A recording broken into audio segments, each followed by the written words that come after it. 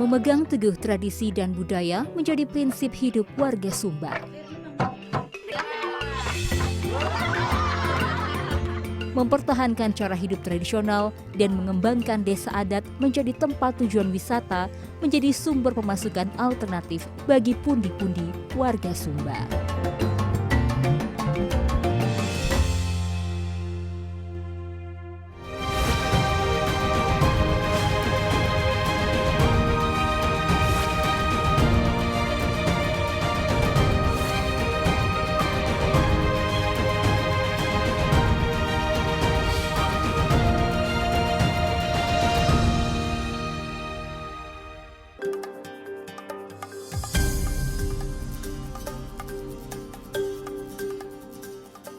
Kampung adat Praijing terletak di Desa Tebara, Waikabubak, Kabupaten Sumba Barat. Warga desa ini masih hidup secara tradisional di rumah adat mereka yang disebut Uma Bokolu atau Uma Batanggu. Inilah yang membuat saya tertarik untuk mengunjungi Kampung Praijing.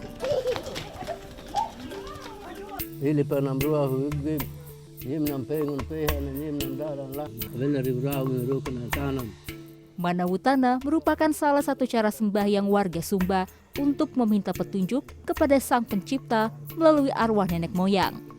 Penyembelihan ayam dilakukan sebagai simbol persembahan kepada arwah nenek moyang. Rato sudah baca hasilnya bagaimana Rato tadi? Baik ya, itu baik. Lolos ya, berarti kita diterima di sini ya Rato ya. Oke, jadi tadi setelah mengorbankan hewan, terus kemudian setelah dibaca, hatinya kemudian dibakar dan kemudian ditaruh di sini sebagai persembahan bersama dengan nasi ya, Rato ya. Dan tadi hasilnya baik, berarti kami diterima di Desa Praijing. Iya. Terima kasih Rato, terima kasih Bapak. Terima kasih.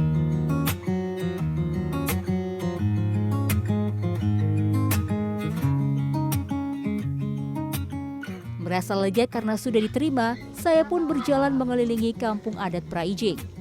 Warga Kampung Praijing menerima saya dengan keramahan yang tulus. Kampung ini memiliki 36 rumah adat yang dihuni oleh 426 penduduk. Perkembangan zaman tidak mengubah cara hidup warga Kampung Praijing. Anak-anak masih akrab dengan permainan tradisional. Sementara para ibu memasak hidangan yang sudah dikenal turun-temurun.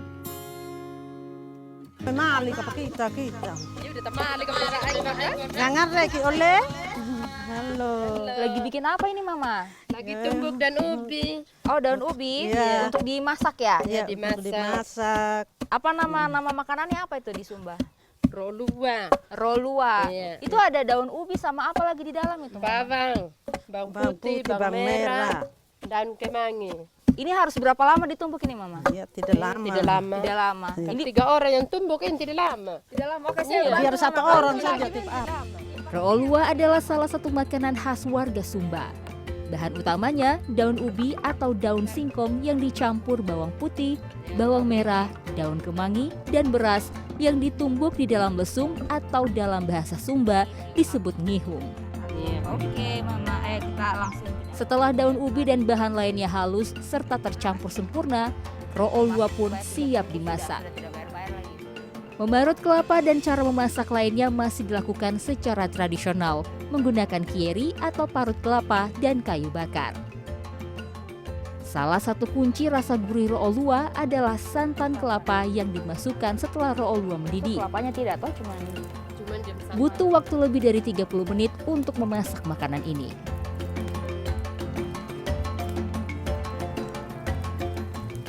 Jadi sudah masak, ini namanya daun singkongnya adalah rolua. Rolua ya, benar ya. Rolua ini pasangannya dimakan sama sambal ini boka sautoro. Boka sautoro ini adalah sambal lombok atau cabe ya. Ini dicampur dengan terong yang kecil-kecil itu ya. Oke. Terima kasih Mama. Mari kita makan ya. Iya, makan. Selamat makan.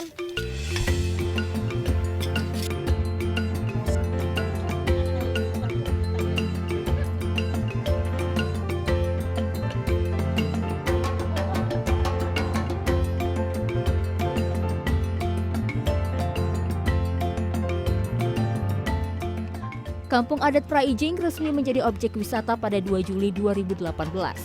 Kampung wisata ini dikembangkan dengan dana desa pemerintah pusat melalui Kementerian Desa, Pembangunan Daerah Tertinggal, dan Transmigrasi. Pengembangan Kampung Adat Praijing tak lepas dari peran sang Kepala Desa Tebara, Martin Ragowino Bira, yang mengajak warga Kampung Praijing ikut terlibat sebagai pelaku pariwisata. Jadi kita mulai menerapkan sistem kerja manajemen pariwisata di mana mereka sebagai pelakunya juga. Jadi masyarakat kampung ini menjadi pelaku industri pariwisatanya itu sendiri. Nah, mereka tidak menjadi penonton. Nah, ini kita namakan community based tourism atau pariwisata berbasis komunitas. Sebelum pandemi, kampung ini mampu menghasilkan 500 juta rupiah setahun dari biaya retribusi yang dikenakan kepada pengunjung Praijing, yaitu Rp75.000 per orang. Warga kampung Praijing mengaku senang bisa memperoleh penghasilan tambahan. Dari pertama kita pakai sayur junjung di kota, baru ada yang laku kita beli makanan. Itu yang kurang di dapur. Itu Jajan anak itu sampai lagi ini sekarang model lagi Sekarang lebih bagus lagi. Sekarang gimana tanggapan Ya, Ibu? semakin bertambah pendapatan saya. Semakin bagus juga. Ya, berarti? semakin bagus juga. Ya, mulai adanya kampung ini dijadikan pariwisata, ya bagi saya sangat menguntungkan bagi warga. Dari pendapatannya, dari yang terutama dari ini, unsur pariwisatanya. Itu sangat ini bagi kami, sangat menunjang bagi kehidupan kami. Tak hanya bisa melihat keindahan kampung Praijing, di sini saya juga bisa melihat langsung salah satu kebiasaan perempuan Sumba, yaitu menenun. Ciri khas kain tenun Sumba Barat adalah warnanya yang terang dan mencolok. Hasil tenun para ibu kampung Praijing pun dipajang untuk dijual dan disewakan. Pengunjung yang ingin berfoto di kampung Praijing dapat menyewa satu set kain tenun beserta aksesorisnya dengan membayar Rp50.000. Saya pun tertarik untuk mencoba. Ya. Oke, Mbak Gita. Oke Bapak, ini lengkap seperti ini sewanya Rp50.000 nih Pak? Iya, ini Rp50.000. Rp50.000 semuanya, wow. Dan ini sudah sangat membantu ibu-ibu kan begitu. Jadi kain mereka selama ini kan hanya paling digunakan untuk acara ritual adat, tapi sekarang sudah bisa disewa oleh wisatawan, menjadi pendapatan bagi mereka kan. Kain adat atau sarung adat itu menjadi media utama dalam kegiatan ritual adat yang dipakai oleh para pelakunya, seperti itu Mbak Gita. Keindahan serta manajemen pariwisata yang tertata rapi di Kampung Praijing mengantarkan Desa Tebara menjadi juara kedua Desa Wisata Nusantara dengan kategori Desa Berkembang dari Kementerian Desa PDTT tahun 2019. Kampung Praijing menjadi simbol kemandirian warga Sumba dalam membangkitkan geliat pariwisata di Sumba. Dari warga untuk warga menjadi konsep kampung wisata ini.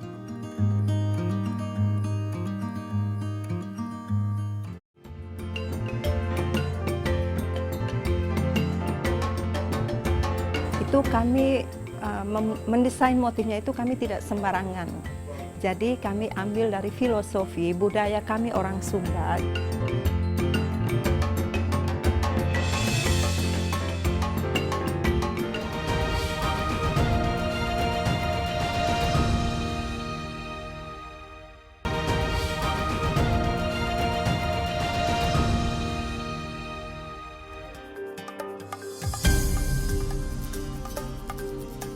Perempuan yang bisa menenun, yang bisa mengerjakan semua proses itu, itulah perempuan idaman mertua-mertua di Sumba.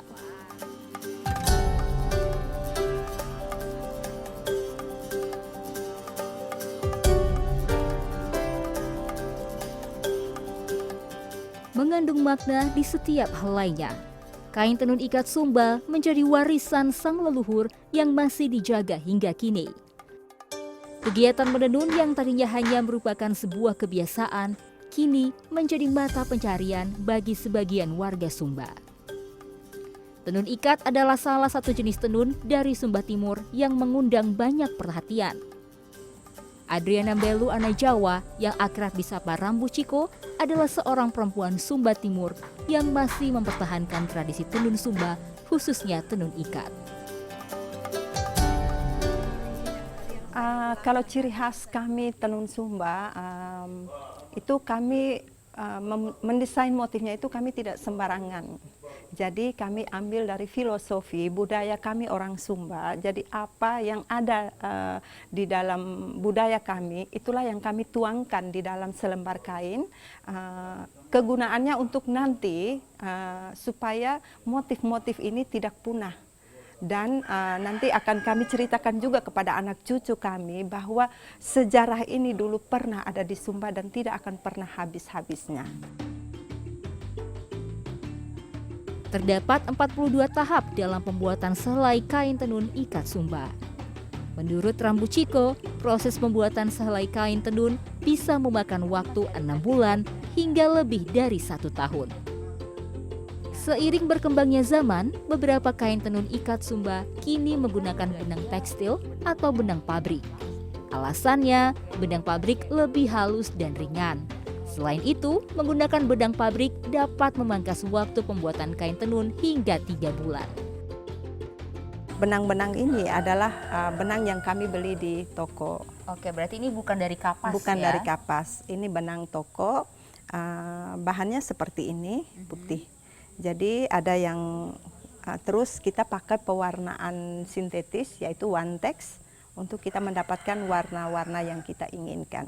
Contohnya ini dari putih tadi dia bisa menjadi warna orange. Orange terang ya? Iya, terang. Warnanya lebih ngejreng. Nah, sedangkan ini adalah pewarnaan alam. Tapi Nah, benang dari juga? benang toko, jadi jadinya pewarnaan alam itu saya pakai daun nila untuk dapatkan warna biru. Perbedaan kain dengan pewarnaan alam dan sintetis adalah kain tenun dengan pewarnaan alam memiliki warna yang lebih pudar dan memiliki aroma rempah kayu yang khas. Sedangkan kain sintetis warnanya lebih nyata dan mencolok. Saya pun diajak untuk melihat beberapa proses pembuatan kain tenun secara alami.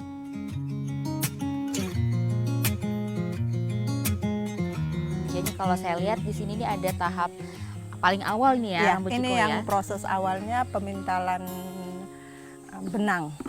Benang bahan yang akan kita gunakan nanti untuk menjadi salah satu tenun ikat. Bahannya itu dari kapas asli yang kita tanam sendiri. Lalu kita ini cara produksi, cara buatnya kita memisahkan kapas itu, biji kapas itu dari kotoran-kotoran sehingga dia menjadi bahan yang seperti ini, lembut seperti ini. Lalu nanti kita putar di kayu yang seperti ini. Lalu nanti hasilnya akan seperti ini. Setelah dipintal ya? Ya, setelah dipintal.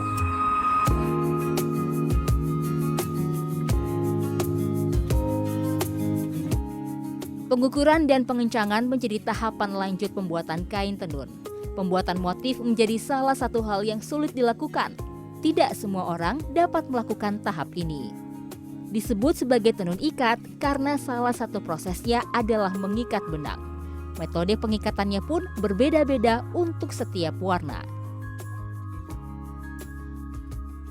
Jadi ikatannya ini seperti ini. Nah, kita sudah kasih kode memang mana yang akan kita lepas dan mana yang akan kita tidak boleh lepas setelah hasil akhir. Cara mengikatnya pun itu dia harus kencang. Agar Jadi tidak dia masuk. Ya, nanti pada saat pewarnaan itu warna tadi itu dia tidak masuk ke dalam benang yang sudah kita ikat tadi. Setelah diikat, tibalah kita dalam proses pewarnaan. Pewarnaan alam menggunakan bahan-bahan yang berasal dari alam seperti akar mengkudu untuk warna merah dan daun nila untuk warna biru indigo. Nah, kita pakai sudah untuk pewarnaan biru ini, kita ngambil daun nila ini, lalu kita jemur di panas matahari sampai layu, lalu kita taruh dalam wadah seperti ini, 2 malam kita rendam, Sekarang daun ini sudah 2 malam lalu siap untuk diproses warna biru. Dan setelah daunnya ini diperas, sisa airnya di dalam, nanti kita akan campur dengan bahan yang lain seperti kapur.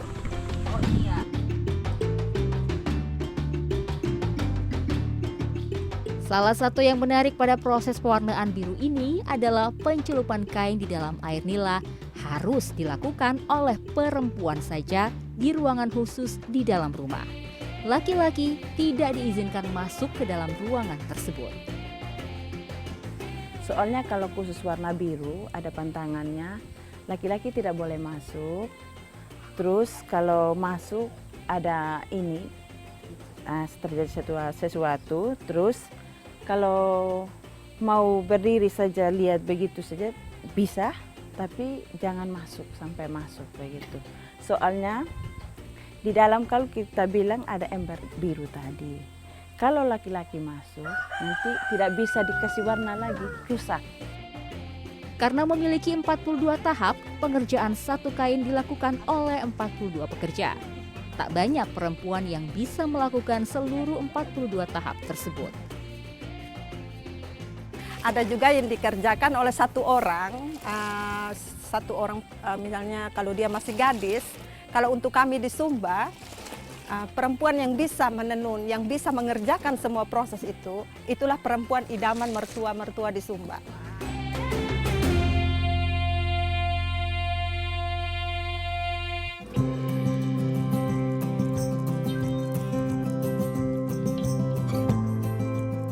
Tak hanya tenun ikat, Sumba Timur juga memiliki kain tenun sulam.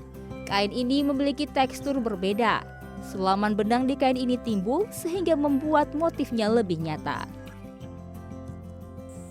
Belum lengkap rasanya jauh-jauh ke Sumba kalau belum coba baju langsung dari kain tenun Sumba Timur ini. Nah, Rambu Ciko yang mana nih yang bisa dipakai oleh saya ini? Kalau yang ini kayaknya cocok deh. Ini ya? Iya. Ini dia model kain atau sarung atau gimana? Ini model baju. Model baju yang memang lagi hits, yang memang lagi ngetren di Sumba. Okay. Jadi sebetulnya kain ini adalah pasmina. Jadi kalau saya gunting, saya potong, saya akan mendapatkan 2 lembar pasmina. Tapi ini sekarang saya coba bikin dengan model lain yang bisa dipakai hari-hari. Satu paket lengkap baju ini dihargai Rp3.500.000. Nah, gimana penampilan saya? Sudah bisa okay. jadi warga Sumba ya? Sudah bisa jadi Rambu. Sudah bisa jadi Rambu. Nah, Rambu ini ada 2 motif berbeda ya? Iya. Ini di depannya. Ini yang Sumba banget, itu mamuli. Mamuli itu kalau untuk kami di Sumba, mamuli itu selalu dipakai dalam acara suka maupun duka. Acara apapun itu mamuli. Kalau tidak ada mamuli, tidak bisa melangsungkan upacara adat. Oke, baik. Nah, kalau yang di belakang di belakang ini motif yang memang lagi hits, yang lagi viral di Sumba ya, yang memang lagi booming. Motifnya motif Bukit Wairinding. Wah, Bukit Wairinding yang sangat terkenal itu ya. Yang sangat terkenal.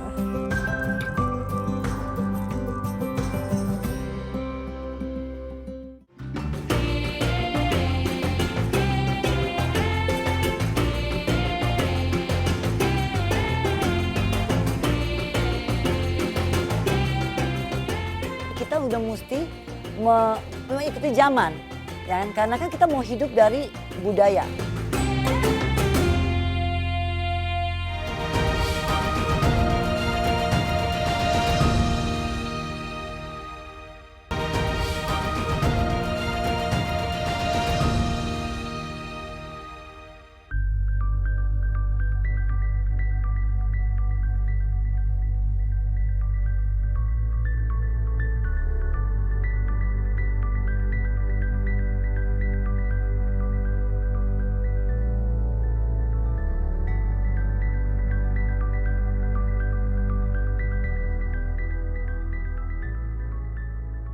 Perkembangan dunia semakin canggih, menuntut semua manusia yang tinggal di dalamnya untuk bergerak maju mengikuti perubahan zaman. Tak terkecuali seni budaya yang telah ada dari zaman nenek moyang. Dikenal luas karena keunikannya, kain tenun Sumba pun harus mengalami perubahan. Kain tenun yang terkenal karena unsur-unsur alaminya, mulai dari benang kapas hingga pewarna alami, kini harus berubah demi mengikuti permintaan pasar. Aslinya kain tenun Sumba dikenal dari benang kapas asli, ya. Tapi dalam perkembangan zaman, orang mengejar target supaya lebih banyak produksi menggunakan benang pabrik. Kalau benang asli itu prosesnya lama. Orang Sumba juga menenun bukan pekerjaan utama, itu pekerjaan sambilan. Sambil menenun, dia sambil memasak, sambil merawat bayinya, timba air, cari kayu api, dan lain sebagainya. Tapi satu hal yang menurut saya esensi dari kain Sumba, dari segi motifnya tetaplah sama. Hanya material yang dipakai berbeda, tetapi motifnya tetaplah sama. Menyampaikan pesan kehidupan bagi yang pakainya.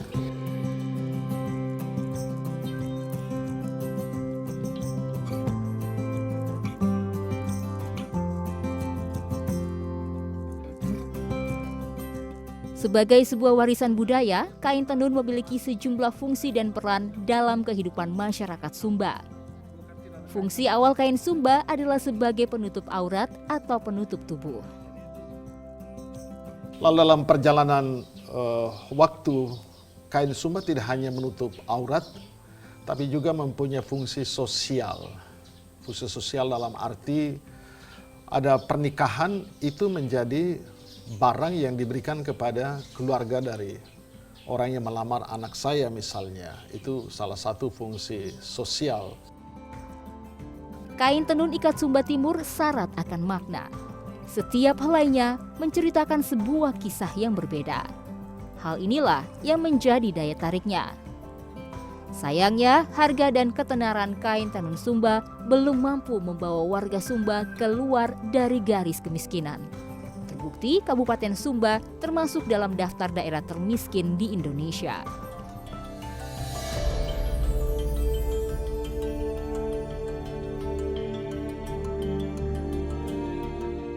Upah yang didapatkan penenun tidak sebesar harga jual kain tenun tersebut. Margareta misalnya, seorang spesialis pewarnaan kain tenun. Untuk 3 lembar kain tenun, ia hanya dibayar sebesar Rp500.000. Kalau dalam 3 lembar itu biasa bayarnya 500. Kalau cuaca buruk, kalau hujan, biasa prosesnya 2 minggu, 3 minggu. Kan kering dulu, celup kering dulu baru diproses lagi. Tidak mungkin basah-basah, tidak mungkin.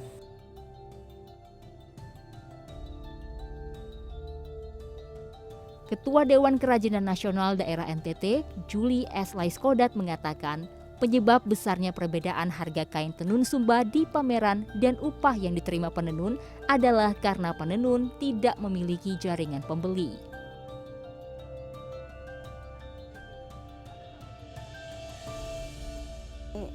Image orang selama ini, khususnya kita ya di Jakarta ya, image kalau kita ke pameran, ke toko-toko, ya kan kalau beli tenun NTT khususnya Sumba ya, bisa bunyinya itu udah puluhan juta, ratusan juta, dengernya aja udah kepala pusing. Nah, selama ini mereka itu jual kayak di pameran segala. Contoh, saya nggak salahin mereka juga, karena mereka belum mempunyai cara pemikiran entrepreneur. Di desa, di kampung A, dia punya tenun, ada yang mau datang ke kota, ya kan, titip, ya toh, belum dia punya jasa villa, ya kan, untuk bawanya. Lalu pada saat dia ke kota, ternyata ada ikut bisa pameran di Jakarta, ya kan, titip lagi. Nah itu berapa tangan yang udah sampai ke sini, ya toh, tidak murni dari penenun, karena penenun tidak mempunyai jaringan.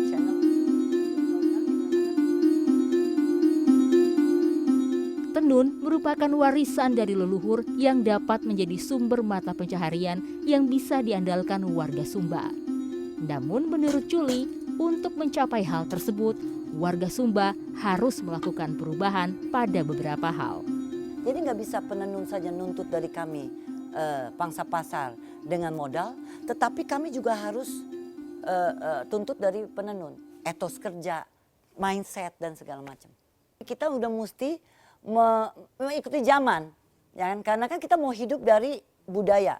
Saya yakin kalau leluhur kita bahwa bisa berbicara WhatsApp-an sama kita, ya toh, dia pasti bilang, woi saya ini tinggalin budaya ini supaya lu hidup dari budaya itu, ya toh.